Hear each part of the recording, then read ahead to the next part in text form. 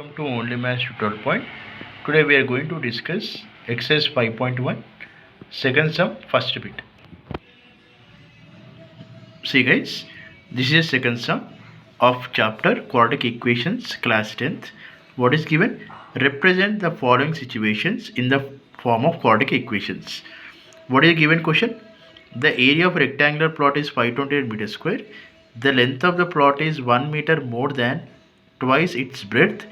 We need to find the length and breadth of the plot. So for the given question, we need to convert in the form of quadratic equation, okay, in symbolic form, and also we need to simplify. Let's solve this sum. First, take down the rough figure of rectangular. So the longest side is always length, the shortest length is breadth. The area is given as 528 meters square. First, add up that. Given that the area of rectangular plot is 528 meters square, and the length of the plot is 1 meter more than twice its breadth. Okay, they gave in literal values. We don't know that values. We need to identify those terms. Okay, let the breadth of the rectangular be x meters, guys. Okay, here the information is given about length only but not breadth. So let the breadth be x. Okay, how can we write in symbolic form?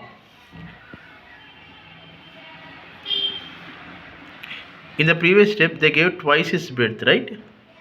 Okay, breadth we taken as x, so it become twice means 2 into x.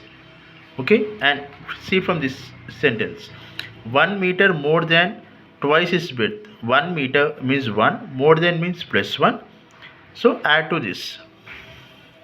Okay, so what is this one? This is length, so I mentioned here L equal to 2x plus 1. Okay, we need to find length and breadth, guys. So what is area of rectangle plot? A equal to L into B. Okay, so A equal to L is 2x plus 1 and B we taken as x here. So simplify this. 2x square plus x equal to 528. Okay, after simplifying we get an equation as 2x square plus x minus 528.